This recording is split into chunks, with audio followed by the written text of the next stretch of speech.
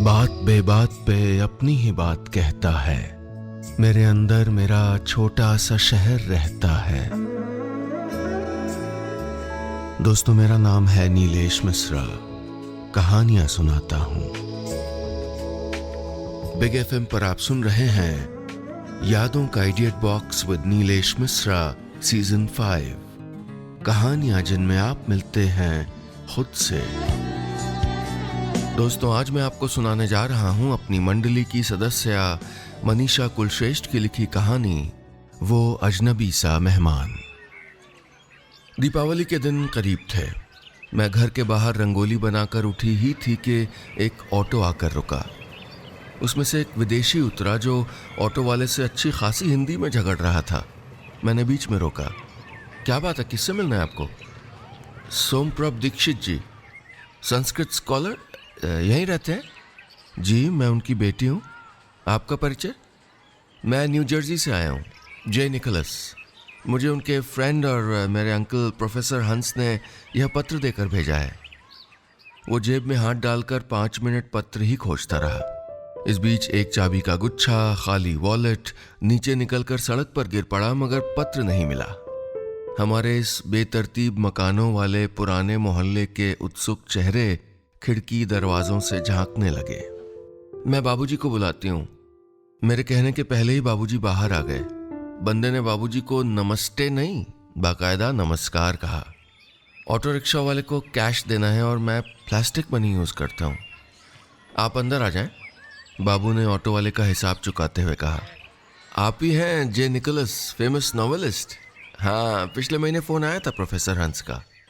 ओह, यही है जे निकोलस। उनका एक उपन्यास पिछले हफ्ते बाबू ने मुझको पढ़ने को दिया था। उफ, उस उपन्यास में इनका लव को लेकर नजरिया कैसा है, डार्क एंड ट्विस्टेड। याद आया, बाबू ने कहा तो था कि ये जयपुर पधारेंगे, लेकिन यूं सीधे घर टपक पड़ेंगे। किताब में छपी तस्वीर से कितना अलग है ये ठंडा सा आदमी। हाँ, आदमी है, 30 से ऊपर होगा। ये फेमस नॉवेलिस्ट है और इनकी जेब में ऑटो तक के पैसे नहीं। उस गरीब से चिक अलग से कर रहे थे। आप ईमेल कर देते या फोन कर देते तो बढ़िया होटल में इंतजाम करवा देता। बाबू उन्हें ऊपर अतिथि कक्ष में ले जाते हुए बोले। आपका ईमेल आईडी है शास्त्री जी?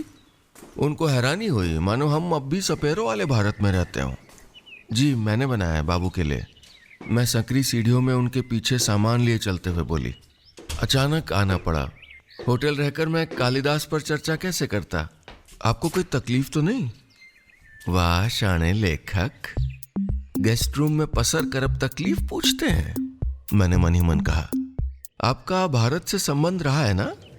बाबू ने इंक्वायरी शुरू कर दी। जी, मेरे फादर तो लैटिन स्कॉलर थे। मेरी मॉम हाफ इंडियन थी, संस्कृत स्कॉलर। उन्हीं की किताब में आपका नाम देखा था। प्रोफेसर हंस मेरे अंकल हैं, उनसे आपको कॉल करवाया था। तभी आपकी हिंदी की भी जानकारी अच्छी है, बाबू ने कहा।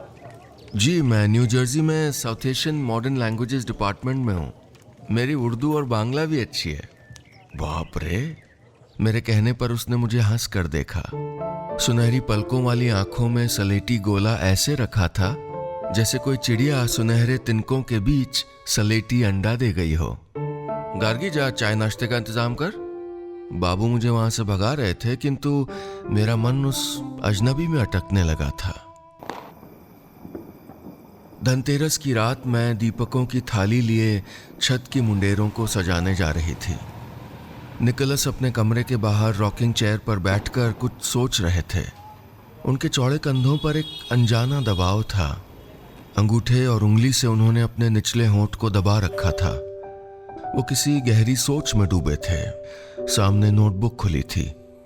हाँ, मैं कितनी लकी हूँ, एक लेखक फिलोसोफर को लिखने के मोड में देख पा रही हूँ। तभी मैंने सीढ़ी की चौखट पार की तो मेरी पाजेब खनक गई। उनका ध्यान भंग हो गया। वो उठकर पास आ गए। I think Deepawali is day after, right? Yes, but this is Dhanteras celebration. Tell me about that. मैं छत की मुंडेर पर बैठी थी। वो छत पर रखे मूढ़े पर बैठ गए। आज के दिन लक्ष्मी, कुबेर और धनवंतरी, जो स्वास्थ्य के देवता हैं, उनकी पूजा की जाती है, कहकर मैं चुप हो गई। वो मेरे पैरों की पाजेब को देख रहे थे। कोई स्टोरी होगी ना धनतेरस की, है ना? एक बार विष्णु जी धरती पे परिक्रमा के लिए आए। लक्ष्मी भी उनके पीछे कन्या बनकर चुपके से धरती पर उतर आई। खेतों में सरसों फूली हुई थी, गन्ने लगे हुए थे। लक्ष्मी जी ने खेत से सरसों के फूल तोड़कर बालों में लगाए, फिर गन्ना तोड़कर चूसने लगी। किसान ने उनको चोर समझ के पकड़ लिया और घर में कैद कर दिया। अब लक्ष्मी जी घबराई कि परसों दीपावली है तो विष्णु जी तो ढूंढेंगे ही, और पूरा संसार जो उनको पूजता है वे लोग क्या करेंगे। तब उन्होंने किसान को सच बात बता दी। अब तो किसान अड़ गया। तुम लक्ष्मी मुझ दरिद्र किसान के घर बड़ी मुश्किल से आई हो, मैं तो जाने नहीं दूंगा। तब लक्ष्मी ने कहा, जा तेरे कुठार धन और अन्न से भरे रहेंगे और हर धनतेरस को मैं तेरे यहाँ बालिका बनकर आऊंगी, अभी मुझे जाने दे। किसान ने उनको खोला तो वो दीपकों में प्रकाश बन गई और चारों तरफ फैलकर अंतर्धान हो गई। वाह, इंडियन माइथोलॉजी में हर कहानी मैजिकली हैप्पी एंडिंग की होती है। हाँ, मैंने कहा, ग्रीक माइथोलॉजी की तरह सैड एंड क्रूअल नहीं। निकोलस जी प्रसाद खाएंगे? बेसन के लड्डू। निकोलस ने हाथ बढ़ाते हुए कहा, तुम निक कह सकती हो मुझको। तभी माँ नीचे से चिल्लाकर बुलाने लगी, ए गार्गी, गार्गी, ए चल नीचे आ, दीपक लगाने भेजा था वहीं टंग गई। बेचारा निक चौंक गया और मैं शर्मा गई कि क्या सोचता होगा कि भारतीय माएँ बेटियों को कैसे पुकारती हैं। गार्गी खूबसूरत नाम है, इसकी मैथोलॉजिकल कहानी तो जानता हूँ। झूठ, मैंने कहा। अच्छा बताओ क्या? मगर अभी जाओ, निक ने कहा। तुम्हारी मॉम को याज्ञवल्क्य की तरह नाराज करना अफोर्ड नहीं कर सकता मैं हंसी तो निक ने हंसकर मेरे गालों को सहज ही छू दिया। उस छूने में जाने क्या था? हाँ, एक सुख था अनजाना। मैं जानती थी दीपावली के दिनों में माँ इस विदेशी मेहमान के आने से खुश नहीं थी। बाबू उनको समझाने की कोशिश कर रहे थे। भाई बड़ा लेखक है, मेरे दोस्त प्रोफेसर हंस का रिश्तेदार है, एक कम था क्या जो दूसरा? तुम लेखकों की तो पूरी प्रजाति बेकार है। दीपावली के टाइम सफाई, पूजा, पकवान देखूं कि इस गोरे मेहमान को। सुनो जी, मांस मच्छी तो नहीं खाता ये? अरे मुझे क्या खबर, अभी तो आए भाई। मुझे नहीं पता कि निक ने सुना कि नहीं, पर मुझे बुरा लगा। किंतु एक बात अच्छी हुई जब बाबू ने कहा, तुम रहने देना, गार्गी और कमली उसको ऊपर ही खाना दे आया करेंगी। चाय नाश्ते का इंतज़ाम ऊपर की छोटी रसोई में कर देंगे। वो खुद बना लेगा या कमली बना के दे देगी। एक सप्ताह की तो बात है। मेरा मन खुश हो गया। पहले दिन तो उन्होंने बेमन से तेल मिर्च वाला खाना खाया, फिर अगले दिन से मेरी बदौलत उनको ऊपर वाली रसोई में अंडा, ब्रेड, बटर मिलने लगा। दोपहर के खाने पर माँ का पूरा नियंत्रण था। सुबह का समय मैंने देखा निक जल्दी उठकर लिखा करते थे, खूब स्पीड से। उस दिन मैं बर्तन लेने गई तो उन्होंने बिठा लिया। क्या लिख रहे हैं? मैंने पूछा। एक नॉवल, निक ने अपने टैब को कवर में बंद करते हुए कहा। Love story? मेरी बात सुनकर निक हंसने लगे। तुमको लगता है मैं लव स्टोरीज लिखता हूँगा? पहले लिखता था। वो नॉवल पढ़ा था मैंने, उसमें रोमांस बहुत डार्क है, बीहड़, बहुत जिस्मानी और चालाकियों से भरा, दुखद। मैंने सर झुकाकर कहा, तुमने कितना लिटरेचर पढ़ा है? गुडी गुडी रोमांस, फील गुड स्टोरीज तो बच्चे लिखते हैं। मैं इंग्लिश ऑनर्स में ग्रेजुएट हूँ और अब पोस्ट ग्रेजुएशन। ऐसी राइटिंग नया फैशन है। बाकी अच्छा रोमांस तो क्लासिक्स में है ना। मैंने कहा, इतना लिखा गया है इस पे कि लव बेचारा घिस गया है। फिर 30s की उम्र में ये शब्द लव थ्रिल नहीं देता। वो मुंह टेढ़ा करके बोले। तो मैंने तपाक से पूछ लिया, बहुत कर लिया लव? हाँ, इतना कि मन ही प्यार का कब्रिस्तान बन गया है। तुम्हारी वाली उम्र में कौन नहीं करता है? तुम्हें तो प्यार शब्द से ही थरथराहट होती होगी, नहीं? हाँ, मगर मैंने अब तक तो नहीं किया, मैं झिझक कर बोली। क्यों? अपने मंगेतर से? तो बाबूजी ने बता दिया आपको? वो मंगेतर नहीं है, अभी बस बात तय हुई है, नो सेरेमनी। मेरा चेहरा शर्म और गुस्से से लाल था। बाबू पर गुस्सा आ रहा था। मैं उठते हुए बोली, गीजर ऑन कर रही हूं, नहा लीजिए। आज रूप चतुर्दशी है, नहीं नहाने पर अगले जन्म में छछूंदर बनेंगे। वो क्या होता है? माउस की कजन, मैंने कहा। इसकी कोई कहानी है? निक ने कहा। हर चीज की कहानी नहीं होती। ये कहकर मैं सीढ़ियां उतर गई। ऐसा लग रहा था कि उसकी निगाह मेरे साथ थी। शाम को मैं चाय लेकर ऊपर पहुंची तो निक शायद चाय के इंतजार में ही बैठे थे। चाय आ गई। और आप भी, निक ने कहा। तो आप नहा लिए, बच गए छछूंदर बनने से। बाबूजी के साथ कालिदास चर्चा कैसी रही? ये लीजिए आपके लिए फ्रूट्स। तुम सुबह से ही नहीं दिखी, बहुत कुछ बताया शास्त्री जी ने। निक ने मेरे हाथ से फ्रूट बास्केट ले ली। शॉपिंग जो करनी थी। अच्छा, कल आपने प्रेम के कब्रिस्तान की बात क्यों की थी? मैंने अचानक पूछ लिया। ऐसा कहा था मैंने? कह के क्या, मैं तो लिख के भी भूल जाता हूँ। निक शैतानी से मुस्कुराए। वाह, रीडर्स जिसको कोटेबल कोट समझते हैं, आप उनको लिख के भूल जाते हैं। ये तो ज्यादती है। अचानक निक करीब आकर मेरे लंबे खुले बालों को सूंघने लगे। किससे धोए हैं? बड़ी अलग महक है। आज रूप 14 है ना? माँ ने जड़ी बूटियों वाले पाउडर से बाल धोए। मैंने अपने बाल आगे कर दिए। तुम अपनी माँ के बहुत करीब हो? उन्होंने आह भरकर पूछा। हाँ, वो माँ जो है। आप अपनी माँ के बारे में बताइए ना, मैंने जिद की। हमारे यहाँ रिश्ते बड़े कॉम्प्लिकेटेड होते हैं, उलझ जाओगी सुनकर। मैं उनका चेहरा गौर से देखने लगी। उन सलेटी आंखों में दर्द था या कुछ और। फिर वो आहिस्ता से बोले, मेरी मॉम की पापा से लीगली शादी नहीं हुई थी। वो स्टूडेंट थी उनकी। वो दोनों बहुत स्पेशल किस्म के थे। वैसा ही उनका प्यार था, बिना कैफियतों वाला। वो कभी साथ नहीं रहे। मैं माँ के पास रहता था। जब मैं 10 साल का था तो उन्होंने सुसाइड कर लिया। मुझे अपने पापा के पास आकर रहना पड़ा।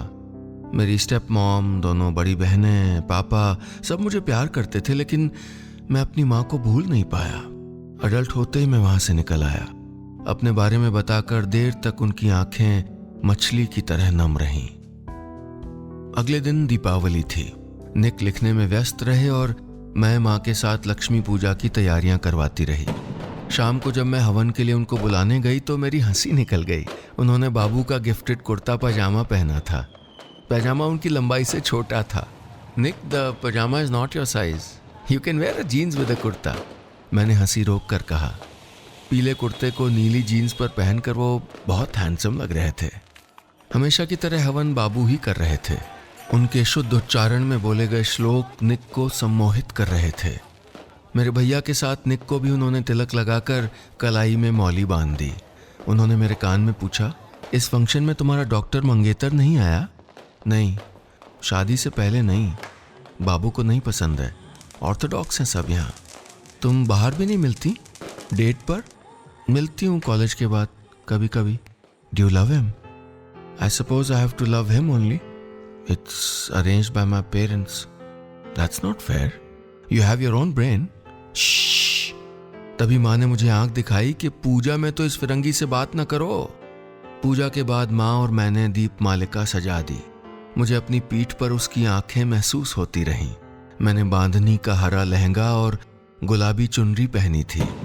लंबे बालों में फूल लगाए थे। तभी मुझे मोहल्ले की लड़कियां पटाखे चलाने के लिए खींच कर ले गईं और निक अपने कमरे के सामने वाली छत से हम सब को देखता रहा। मैं भी उसे गाहे बगाहे देख लेती। मैं एक अनार चलाने को फुलझड़ी लेकर खड़ी थी कि वो कैमरा लिए दिखा। मैंने अनार को आग लगाई और मुस्कुराकर उसकी तरफ देखा। तभी ठीक मेरे सामने अनार फट गया। जब अनार फटा तो मेरा चेहरा निक की तरफ था। चेहरा और बाल बच गए थे, लेकिन मेरा हाथ बुरी तरह झुलस गया था। निक वहीं से चीख कर नीचे दौड़े, बाबू और भैया भी। माँ ने एक जग ठंडा पानी लाकर मेरा हाथ डुबोया। तब भी मैं दर्द से तड़प रही थी। क्या पागलपन है ये? आप लोग आग से कैसे खेलते हो बिना safety? Let's take it to a hospital. Nick बड़बड़ा रहा था। मैं दर्द में भी सुकून पा रही थी। हम एसएमएच हॉस्पिटल के इमरजेंसी वार्ड में थे। मरहम और गॉज लगाकर ड्रेसिंग हुई और एंटीसेप्टिक और एंटीबायोटिक इंजेक्शन लगे। माँ, बाबू, भैया संग निक भी रात भर जागे। मैं शर्मिंदा होती रही। अगले 2 दिन मैं ऊपर नहीं जा सकी क्योंकि मुझे टिटनेस के इंजेक्शन की वजह से बुखार आ गया था। तीसरे दिन शाम को बाबू के साथ निक मुझको देखने आए। मैं अपने कमरे में लेटी थी। मैंने उन्हें आंगन से कमरे में आते देख लिया था। मैं सोने का अभिनय करने लगी। उन्होंने मेरे कमरे में घुसते ही सबसे पहले राजस्थानी पेंटिंग को गौर से देखा। जब बाबू ने पुकारा, गार्गी, तब उन्होंने मुझको तवज्जो दी। मैं हल्की खुली आंखों से उनको देख रही थी और अब मैंने चौंक कर उठने का नाटक किया। मेरा दर्द से बिगड़ा चेहरा उनके देखे से जो आ जाती है मुंह पर रौनक की तर्ज पर खिल गया। कैसी हो? मैंने गर्दन हिलाई तो वो बोले, कभी कभी बीमार होना अच्छा होता है, फुर्सत मिल जाती है जिंदगी के बारे में सोचने की। ये एक पुरानी किताब है मेरी फील गुड कविताओं की, इन्हें पढ़ो। मैं सोच रही थी ये कैसी मिजाज पुरसी है। जब बाबू चले गए तो उन्होंने मेरा हाथ थाम कर देखा और प्यार से कहा, जल्दी से ठीक हो जाओ। तुम्हें मुझे जयपुर घुमाना है ना? ठीक ऐसी पेंटिंग मुझको दिलवानी है। मैंने सोचा फिर तो कल ही ठीक होना होगा। उस रात मैंने पेन किलर दवाओं और दर्द के बीच झूलते उन कविताओं को पढ़ा। वो मानो प्यार की नीली हरी ज्वालाएं थीं। पहली बार बीमार पड़ना बड़ा रुमानी लगा। करारे दर्द और तेज बुखार में मुझे उनकी छुअन की तलब होने लगी। मुझे नहीं पता मैं कब और कैसे तेज बुखार में उनके कमरे तक चली गई। मैं बाहर दीवार से चिपकी खड़ी थी, वो भीतर जाग रहे थे। शायद खिड़की के पास ही बैठे थे और मेरी परछाई को दीवार पर कांपता देख लिया था। वो हड़बड़ाकर बाहर आ गए। यहाँ क्यों इस वक्त? उन्होंने बहुत हैरानी से घबरा कर पूछा। मुझे नहीं पता, मैंने कांपते हुए कहा। अरे, वे मुझे भीतर ले गए। मुझे क्यों लगता रहा कि वो कविताएं मानो किसी ने मुझ पर लिखी हैं। मैंने सोफे पर धंसते हुए कहा, नहीं, वो मेरी पहली प्रेमिका पर लिखी गई हैं। निक ने सधे शब्दों में कहा। तो उससे शादी क्यों नहीं की? क्या फर्क पड़ता है? बंद कर रहते, मन प्यार का कब्रिस्तान न बनता। बंद कर कौन खुश हुआ है? निक हंसकर रॉकिंग चेयर से उठ गए। तो ये कहो ना कि प्यार किया ही नहीं, वरना बंधन भी सुख होता है। तुम सच कहती हो, निक ने कहा, मगर आधा सच। मेरे बहुत सी लड़कियों से रिश्ते बने, टूटे, मगर वो रिश्ते शुरू में महान प्यार ही थे जिसे पा लिया तो बस वही प्यार मरता चला गया, कभी मेरी ओर से, कभी सामने वाले की तरफ से। शायद इसकी वजह मेरा पास्ट हो, एक बिना फैमिली वाला लड़का जिसको जुड़ना नहीं आया। निक मेरे पास सोफे पर आ बैठे। उनकी महक ने मेरी ब्रेन से लॉजिक का फ्यूज उड़ा दिया। मैंने उनकी बाहों पर अपना चेहरा रख दिया और कहा, अब इन कविताओं में मैं हूं, इसलिए मुझे दी ना। इनमें तुम कहीं नहीं हो। अब तुम नीचे जाओ प्लीज। निक ने मेरे हाथ से वो किताब लेकर डस्टबिन में फेंक दी। मुझे सोफे से जबरदस्ती उठाकर खड़ा कर दिया। मेरी जबान सूख रही थी, बुखार जला रहा था। मैं उनके ऊपर ही बेहोश हो गई। बेहोश होते होते मैंने बाबू की आवाज सुनी, गार्गी, ओ गार्गी। तूफान तो आना ही था। न जाने बाबू कब बीच रात मुझे दवा देने उठे और मुझे नीचे कहीं ना पाकर ऊपर चले आए। घने गुस्से और हैरानी से उनकी आंखें फैली होंगी। मैं जानती थी निकोलस डरे नहीं होंगे। उन्होंने बाबूजी को सफाई देने की भी कोशिश नहीं की होगी। बाबू मुझे ढकेलते हुए ले गए थे। मेरी हथेली का घाव दीवार से छिलकर खुल गया था। खून रिसता रहा था। एक ऑर्थोडॉक्स परिवार में तूफान भी शांति के पर्दों के बीच उठते हैं। मेरी निक के पक्ष में दी गई दलीलें कुछ काम नहीं आई। निक के पास जाकर बाबू ने फरमान सुना ही दिया, निकोलस जी, आप कल होटल में शिफ्ट हो जाएं। मेरे बेटे ने आपके लिए बुकिंग करवा दी है। गार्गी की सगाई की तारीख आ रही है। जल्दी ही ये घर मेहमानों से भर जाएगा। आपको और हमको सभी को असुविधा होगी। वापस लौट जाऊंगा। होटल की आवश्यकता नहीं है शास्त्री जी। अपमान से निक का चेहरा पहले लाल और फिर सफेद हो गया। अपनी सफाई में उसने एक शब्द नहीं कहा। निकोलस कल चले जाएंगे, उनका बंधा हुआ सामान बता रहा है। उन्होंने सब समेट लिया, अपना होना भी। मैं फूट फूट कर रोना चाहती हूं मगर मुझे इजाजत नहीं है।